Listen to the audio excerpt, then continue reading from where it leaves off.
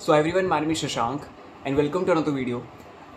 This video is actually one of the video which I wanted to make for people जो लोग फिलहाल biotechnology pharma को लेकर still काफ़ी ज़्यादा कंफ्यूज हैं एंड मेरे हिसाब से मुझे ऐसा लगता है कि ये चीज़ ना मतलब बहुत ज़्यादा ओवर हाइप ओवर एक्सटेंड हो चुकी है फ़िलहाल इंस्टाग्राम पर। फ़िलहाल हुआ ये है कि there are lot of people जो लोग बायोटेक को लेकर फार्मा को लेकर BSA को लेकर मल्टीपल टाइम्स कन्फ्यूज हो जा रहे हैं एंड कुछ लोग तो इनफैक्ट मेरी नर्सिंग खुद के फील्ड के पीछे पड़े हुए हैं। They are asking about different weird perspective of this whole career choosing option.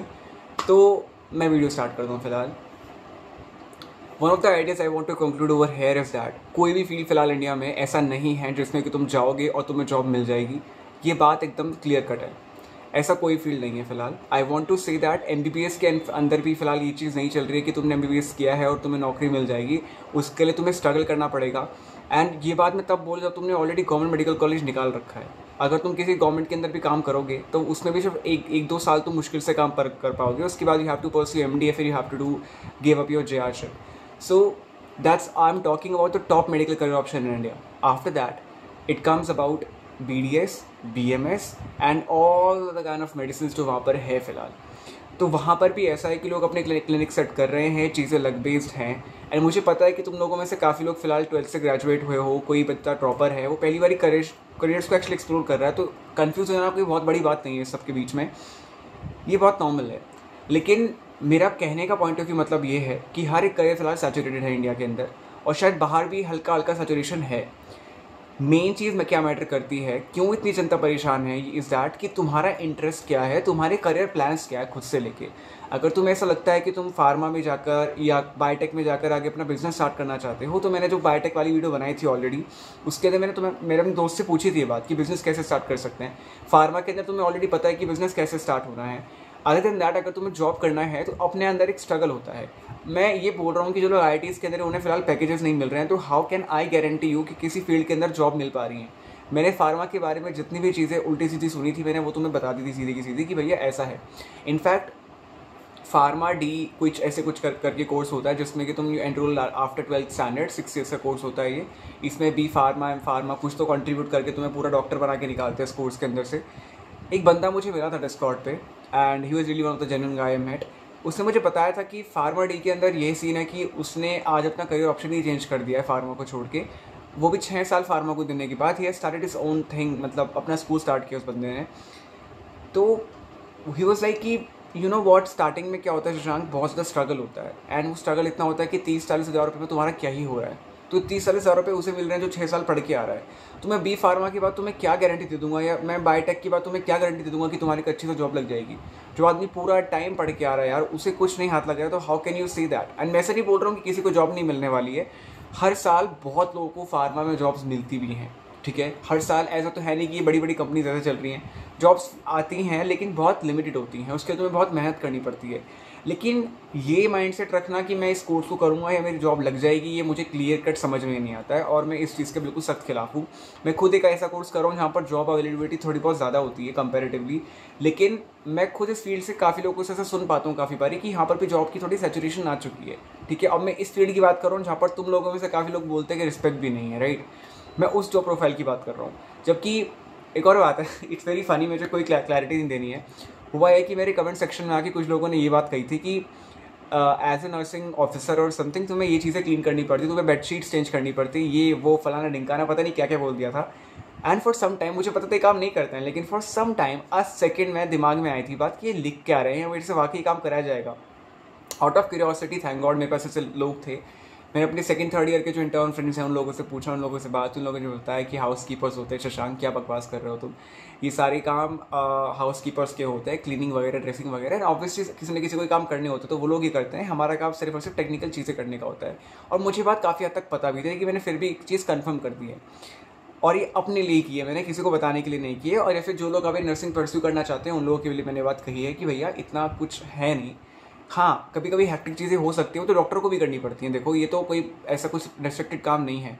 And मुझे एक चीज़ बताओ, चलो तुम मुझे बोल रहे हो कि हम डूइंग नर्सिंग है, मुझे ऐसे लेबरशिप करनी पड़ रही है, वो करनी पड़ रही है, पहली बात तो है नहीं। लेकिन मुझे बताओ कि तुम बीटेक करने के बाद कर क्या रहे हो कंपनीज के अंदर, तुम सिविल इंजीनियरिंग करने के बाद कर क्या रहे हो, तुम कर तो लेबरशिप ही रहे हो ना at the end of the day. तुम फार्मा इंडस्ट्री के अंदर क्या कर रहे हो? मुझे लगता है नर्सिंग से ज़्यादा फार्मा के अंदर इतना बुरा हाल हो चुका है फिलहाल। जो मैं चीज़ें सुनता आ रहा हूँ बहुत हॉरेबल हो चुकी हैं फिलहाल। एंड बहुत अच्छे अच्छे जॉब रूल्स हैं, मेडिकल रिप्रेजेंटेटिव हैं, ये वो है, लेकिन जो लोग फार्मा बहुत ही बेकार कॉलेज से करके या बहुत अच्छे से नहीं पढ़ते हैं, उन्हें 10-15 हज़ार रुपये की नौकरी चाहिए होती है, उन लोगों के लिए ऐसे जॉब रोल्स होते हैं। और ये वही लोग हैं जो मेरे कमेंट सेक्शन में आएंगे और बातें करेंगे कि ऐसा है वैसा है। तो स्टार्टिंग में हर फील्ड में स्ट्रगल है, ये बात तुम्हें माननी पड़ेगी, और ये बात मुझे लगता नहीं कोई मानने के लिए तैयार है। लेकिन मैटर ये करता है तुम्हारे करियर चूजिंग के अंदर कि भाई तुम्हारा आगे प्लान क्या है।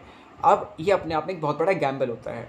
तुम्हारे पेरेंट्स से तुमने कभी ना कभी बात सुनी होगी उन्हें बोलते हुए कि भैया हमारे साथ का लड़का था, उसने ये चीज़ करी और उसका इतना अच्छा काम चल रहा है। तुम्हारे पेरेंट्स ने अपने हिसाब से बिल्कुल परफेक्ट करियर चॉइसिंग करी होगी, लेकिन आज वो शायद उतने ज़्यादा सेटिस्फाई नहीं है। एंड वो क्या होता है, वो थोड़ा सा गैम्बल हल्का सा उनकी साइड में हल्का पड़ गया, तो उन्हें ऐसा लग रहा है आज कि हमारा शायद गैम्बल बेकार हो गया है। लेकिन जो दूसरी साइड वाला बंदा है उसको भी नहीं पता तो उस टाइम पे कि वो क्या चूज़ कर रहा है। तो at the end of the day पूरा गैम्बलिंग ही हो गया ना कि करियर चूजिंग ऑप्शन। तो तुम्हें आज जो तो सही लगता है अपने लिए तुम वो सेलेक्ट करो। क्या पता तुम सही सेलेक्ट कर रहे हो, क्या पता फार्मा तुम्हारे लिए वर्क कर जाए, क्या पता बायोटेक तुम्हारे लिए वर्क कर जाए, क्या पता मेरे लिए नर्सिंग वर्क ना करे या मेरे लिए कुछ और चीज़ का काम कर जाए आगे जाके, किसको पता ये बात। तो तुम इतना टेंशन लेके इतना ज़्यादा सर में पाल के क्या फ़ायदा। अब मैं रिलीजियस को बीच में लाऊंगा, लेकिन मैं इस चीज़ में सिंपल विश्वास रखता हूँ, जो तुम्हें मिलना होगा तुम्हें मिल जाएगा। जितना तुम्हें पैसा कमाना होगा वो तुम कमा लोगे। भले तुम्हें मेडिकल स्टोर खोल के 2-3 लाख रुपये महीना कमाना पड़े, लेकिन तो वो कमा लोगे, ठीक है। इस चीज़ की टेंशन छोड़ दो। तो डोंट क्रिएट अ हस। में एक्चुअली एक बंदे से मिला था, ये वीडियो बनाने का मेरा खुद मोटिवेशन कॉन्सेप्ट ये था, क्योंकि और भी लोग थे लेकिन वो बंदा और भी कन्फ्यूज था। ये होता है कि वो बंदा बार बार बीटेक एंड बीएससी के बारे में कुछ तो बोल रहा था, मैं उसका नाम नहीं लूँगा। लेकिन भाई देखो यार, तुम बीएससी भी करके बहुत चीज़ें कर सकते हो जो बीटेक वाला भी नहीं कर सकता, राइट। वो एक कॉन्फिडेंस चाहिए तुम्हारे अंदर कि जो तुम कोर्स सेलेक्ट कर रहे हो वो तुम्हारे को एक्शन में रिलेट कर पा रहे नहीं। पैसा मैटर करता है भैया, पैसे तो कुछ तो बड़ी बात है नहीं। मैं खुद ऐसे परस्यू कर रहा हूँ क्योंकि मुझे पता है कि भैया मुझे थोड़ा ठीक लग रहा है उस कोर्स को देख के, ठीक है। अब मैं नहीं कहूँगा पैसा मैटर नहीं करता, लेकिन पैसा कमाने का स्टाइल हर आदमी का अलग अलग होता है, अलग अलग डिग्री के साथ में। अब फिजियोथेरेपिस्ट होता है, फिजियोथेरेपिस्ट काफ़ी तरीके से पैसा कमाने वाला है, ठीक है। वहीं पर ही फार्मा वाला अलग तरीके से कमाएगा, एंड बायोटेक वाला क्या पता हाइब्रिड क्रॉप्स के अंदर घुस जाए, वहाँ वो कुछ नया बिजनेस स्टार्ट कर दे, राइट।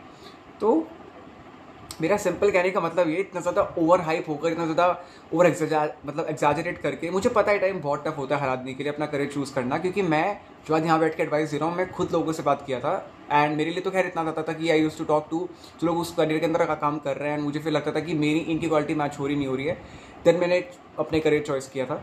लेकिन यार जो लोग फिलहाल कन्फ्यूज है, और भी कोर्सेज है यार, लाइक मेडिकल लैब है, एंड BMLT VMLT बहुत सारे कोर्सेज होते हैं यार। तुम पैरामेडिकल के अंदर घुसो तो तुम्हारे को जॉब अपॉर्चुनिटी मिलेंगी, ऐसा नहीं है कि तुम्हें कुछ नहीं हाथ लगने वाला। तो ये टेंशन और हंस मत बनाओ हर जगह कि ये है वो है। भैया देखो हर फील्ड में सैचुरेशन आ चुका है।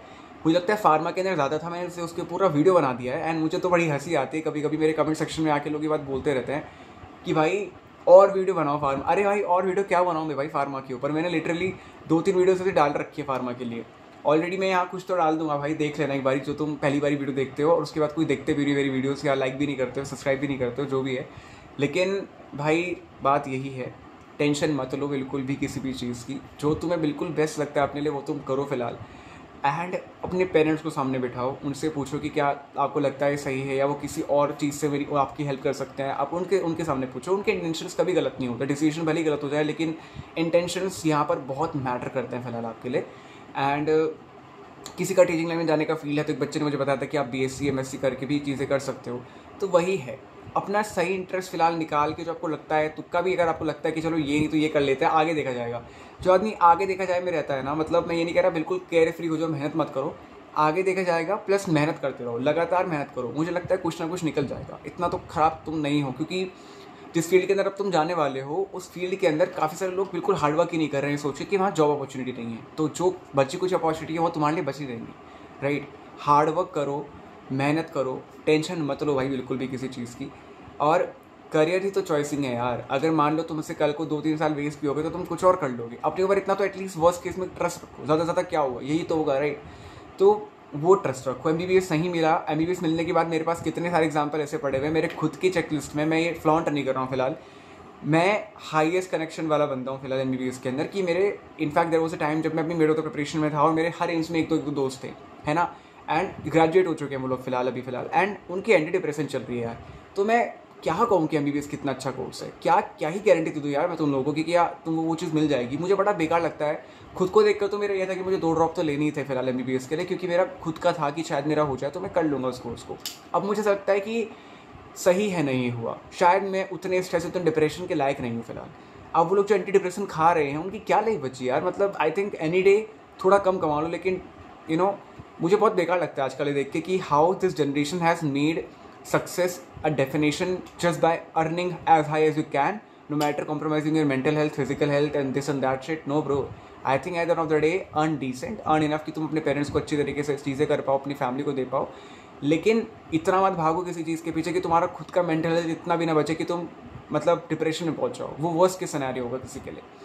तो इस सब बातों की ये है भैया, जो तुम्हें मेरी वीडियोस पड़ी हुई हैं अभी फ़िलहाल, मुझे और जो तुम्हारी हेल्प हो सकती है मुझे बताओ आके इंस्टाग्राम पे। मैंने एक्चुअली इंस्टाग्राम बनाया है तुम लोगों के लिए, तुम लोग क्या कर रहे हो, ठीक है, और मैंने यूट्यूब बनाया है तुम लोगों के लिए। तो मुझे बताओ कि तुम्हें किस बारे में हेल्प चाहिए, ठीक है। I will make video about it, मैं डिस्कस करूँगा तुम लोगों से। मैं इनफैक्ट मैं ये चाहता हूँ कि अगर किसी को लगता है मल्टीपल चीज़ें किसी के दिमाग में आ रही हैं, I am able to conduct मतलब G-Meet सेशन ऑल्सो। किसी को अगर चीज़ों के बारे में और पूछना हो, चीज़ें हों, we can do a group discussion about it.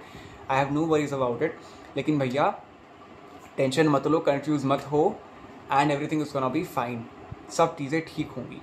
And बाकी जो लोग नर्सिंग के लिए हैं फ़िलहाल, अपने और फ्रेंड्स को शेयर करो। एंड मैं यहाँ पर शायद ब्लॉगिंग भी स्टार्ट करूँगा बिकॉज मेरा कॉलेज स्टार्ट होने वाला है, and life is gonna be fun after 2 साल of drop and depression. So best of luck and see you the next one.